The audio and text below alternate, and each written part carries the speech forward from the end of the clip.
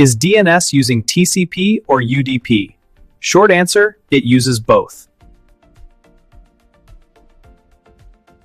By default, DNS uses UDP on port 53. It is fast, lightweight, and connectionless. Client sends a query, server replies. That's it. This makes UDP perfect for normal website lookups.